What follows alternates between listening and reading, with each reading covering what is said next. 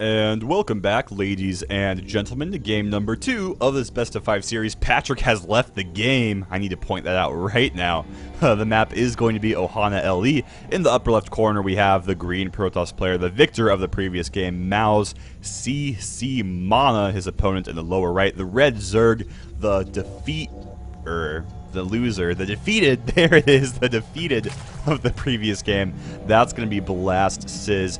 And honestly, Mao's Mana did play very well that previous game. I do really think Sizz has it in him to take at least 1 or 2 games off of Mana. Maybe not win the series. I do think Mana does have that edge, but I don't think we're going to see a 3-0. Sizz is good, and he definitely had a good plan that previous game, just got kind of foiled. Let me go over it a little bit, as long as there's anything great happening in this particular game. So what Sizz was trying to go for is he was working off a more standard timing attack timing for Protosses on that map. Normally that attack comes maybe a minute and a half, even 2 minutes later, depending on what kind of timing attack that is. And in that time, he would have had a lot more lings. His bathing nest would have been finished, so he could have had a lot more banelings, and he would have had some mutas on the map as well. So what Sizz's plan is he was going to have a large number of lings. He was going to have banelings for just that good high damage AoE splash, and then he was going to have mutas be able to pick apart and harass different pieces of the Protoss timing attack army right there. And then as soon as he either kills the primary Protoss army or does enough damage that starts heading home,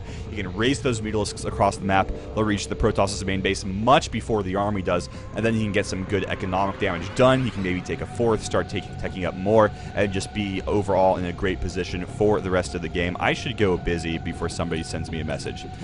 Anyway, but what Mana did is he went for a more sort of offbeat timing attack. He did that 1 gate into 1 robo facility, into 3 more gates, which hit a little bit faster than Sizz was really expecting to see, and as a result, Sizz basically got crippled to the point where he was going to lose that game, really no matter what else he did. And interesting, Mana going for a hatch first on this map. Not that interesting, I mean, it's not unheard of, but worth noting, certainly, especially because Sizz, he is going for a pool first, and he does now know that Mana, he actually doesn't know yet that Mana is going for Nexus first. Now he knows. Now he'll click on this Nexus and see, wow, that is quite a bit done already. Will he be able to do anything about this? Probably not, and he also realizes unless Mana like really messes up his wall or something, he's not going to be able to do all that much. So only the usual 4 Zerglings are popping out, and this just leaves a bad taste in the Zerg player's mouth from the outset, honestly, at this point. When you go for a pool first and your Protoss opponent goes for a Nexus first,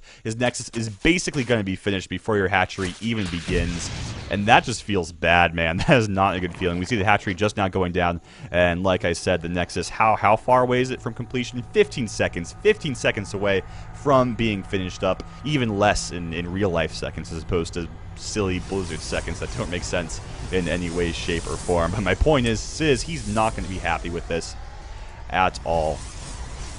Really not going to be pleased with how this worked out. Mana getting a probe into the main base, going to see what he can see. Nothing interesting to see, honestly, at this point, and in fact, it's probably going to go down to that queen. That queen range, I feel like people talk about so much about how the new queen range on this ground attack really helps out, you know, against like Hellions and things like that. But honestly, one of the big things people don't consider is it makes it so much easier to kill scouting units with your queen, just because a lot of the little paths and nooks and crannies you can ninja your way through that were slightly far enough away from the creeps so the queen couldn't get there in time because it had to, like, you know, do its old granny walk across the normal ground.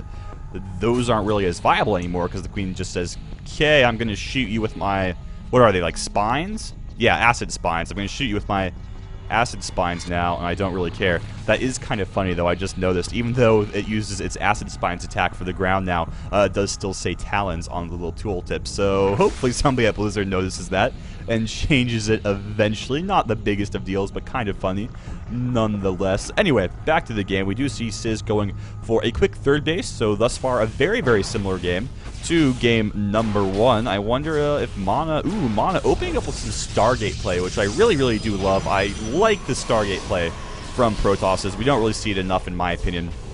Well, let me reword that. I realize it isn't done all that much because usually it's better just to do mass gateways or quick robo play or stuff like that. We don't see it as much as I would like because I just think flying things are cool. And I really love, for those of you who haven't watched the Heart of the Swarm battle report yet, I really love that that's what they're doing. If you haven't seen that, basically what Rob Simpson, who's somewhat a caster, somewhat a game developer as well. Basically what he said, and I'm going to be paraphrasing, this isn't verbatim, but what he said during the battle report is we want Protoss to basically be the air race. We want them to be the guys who have things flying over the map all the time, and you can really tell that because they've added, like, 2 new flying units to the Protoss race. They have the Tempest and they have the Oracle as well, both of which are insane awesome units, and I may just have to play Protoss full time, honestly, when Heart of the Storm comes out. I do play random right now, but Protoss just looks so sick in Heart of the Swarm. Anyway, slightly different build coming out here from Mana. Obviously, basically the same as the previous build. Actually, now that I really take a look at the production tab, just instead of going for that quick Robo, he has gone for a quick Stargate. In the meantime, we do see that that Stargate has been scouted out by Sizz, so he is doing everything in his power to prepare against that Spore Crawlers going down. Does he have any extra Queens yet? No, not quite. Just looks like he has one at each base, but with a Spore at each base as well, he should be in pretty good shape. He does already have creep spread from the main to the natural, which will help greatly if we see any more Void Rays pop out here from Mana. Now he's just going to be switching into the Phoenix play, so it's not going to be as helpful, but still good, and he is spreading creep from the natural to the third base as well. So this opening play here from Mana really shouldn't deal all that much damage. Basically, it's just going to buy him some map control, maybe a brief supply block here and there if he catches any Overlords out of position. And there are quite a few over here on the eastern half of the map, so perhaps if Mana stumbles upon that particular area, he might be able to make something happen. And once again from Sizz, we see the quick Baneling Nest, which really interests me. We really don't see this all that much in the ZVP. Baneling's not a very commonly used unit, so I really hope Mana just doesn't, kill Sizz before we get to see what his entire plan is here, because I would very, very much like to see how it does pan out. And thus far, things are looking pretty good. We see Mana now retreating with this this Void Ray that is now in the yellow, and Sizz basically playing the game, other than throwing up those quick Spine Crawlers, exactly as he did in game number 1. He does have the melee upgrade about to get finished up. He has a Spire, maybe a third of the way done as well. Is this it? Are you the Spire? Yeah, there's the Spire. Man, I just feel good now. It did not take me 5 hours to find one unit or one building as it usually does. I am on a roll tonight. Over in Monoland, he's going for that Blink upgrade just a touch faster, as I believe. Oh yeah, he definitely saw. Oh, he did not see the Spire, actually. Very interesting, but he has sensed it using his pro player Spidey senses, so he is going to be getting that Blink upgrade. Of course, on the other hand, we might be giving Mana a little bit too much credit. He might just be getting Blink because it's a good upgrade. That's also totally a viable reason to get things, not necessarily because you're trying to counter what your opponent is doing, just because it's good and does things and stuff. Anyway, Blink has finished up. +2 ground weapons is on the way for Mana right now, and we do see quite a few Lings moving out across the map right now. I don't quite know where they're going. I guess he just really, really wants to kill the Zealot for some reason. The Overlord gonna fall to this Phoenix here momentarily, but yeah, those Lings, they destroyed that Zealot. Glorious victory for the Overmind right there, and they are going to be retreating as Mana does push out, and wow, that's a lot of Blink Stalkers. Jeez, 28 Blink Stalkers, +2, +0, high DPS Blink Stalkers right now.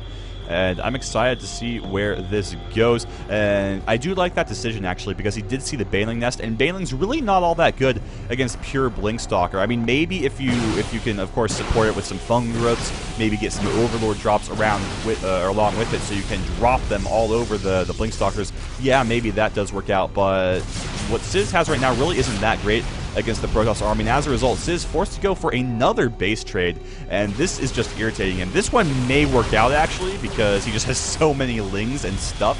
He hasn't had a huge engagement that he lost this game, as he did in the last game, but even so, Mana really not allowing Sizz to play the game he wants to play. I mean, I guarantee you, Sizz is not going into this game, into these games saying, I'm going to make a build order so I can base trade at the 13-minute mark. That is my entire strategy. Let's see if that works. I assure you, that is not Sizz's thought process. And Sizz's is probably the best thing I've said all day, and man, that is enjoyable. That tactile sensation just feels good. But both players are doing the base trades. Once again, Mana looking a little bit scarier, if only because his stuff does more damage. I mean, he has the +2 ground attack. Sizz does have +1. However, It's looking like Sizz might be able to pull this one out. Keep in mind, all Mana has is in his main base. These are all the buildings. Oh, no, he does have a pylon over here. This pylon could be his saving grace. I don't know, though. Sizz, he has stuff all over the place. As you can see, he has a hatchery in the upright corner of the map. He has a bunch of structures strewn across the south edge of the map as well. And at this point, I think Sizz might just win the game through superior mobility and just through the fact of having more money in his bank when the base trade started, so he can sort of strew more buildings across the map at his leisure. And yeah, I think Sizz just comes here and wins at this point. Well, Mana might get into position. He's blinking as quickly as he can, but even so, yeah, Mana's pretty dead. Mana is pretty dead at this point. There's nothing he can do. He can either try to go for the base race somehow, even though that doesn't really make sense, and he'll just die because he has 2 structures compared to Sizz's, what, like 10-ish, something like that. Much more than 2 is my point. Or if he tries to re-macro, well, he has 1 Nexus and a probe, whereas Sizz has 2 hatcheries and two drones, which doesn't seem like a big deal, but it actually is in this situation. That's the kind of game this is turning into. So pretty interesting, but I honestly am not sure Mana can do anything at this point. Plus, Sizz has some pretty sick creep spread in the center of the map here, which is really, really helpful in situations like this. And Sizz is going for it. He's going to try and focus down the pylons. Actually, no, he's trying to engage the Protoss army head-on. I'm not sure if I like that. Well, he does force the blink back, so it should work either way. And he is not going to overstay his welcome. The reason Sizz is doing this is we know if he just like right-clicked on the Nexus in the pylon, he would probably kill it. However, keep in mind, since that Nexus is up, he has no idea. I do not have Sizz's unit selected. He has no idea that this is all Mana has. For all he knows, there could be like 3 more Nexuses across the map, and if he overstays his welcome here, all of his units will die, and then he will lose the game. So Sizz playing things slowly, playing them as conservatively as he really needs to. And again, if he just keeps poking forward like that, I don't really think there's anything Mana is going to be able to do to stop him. So it's starting to look like Sizz is going to win this game and tie things up 1-1. Now, I have seen some pretty crazy after base trade scenarios in my time, so perhaps Mana is going to show us some moves.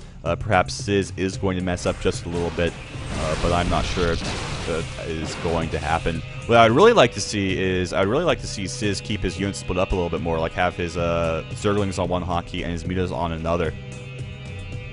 Because then you can do a lot of flanking games, do quite a bit of picking and prodding as well. I just disabled the music, and that's not okay because this is great, great music. I love the StarCraft 2 soundtrack so much. And Sizz poking forward, poking back, back and forth, and he is getting some great surface area on these Stalkers with these Lings. And I think we're going to see a GG here, folks, as the Stalkers are beginning to fall.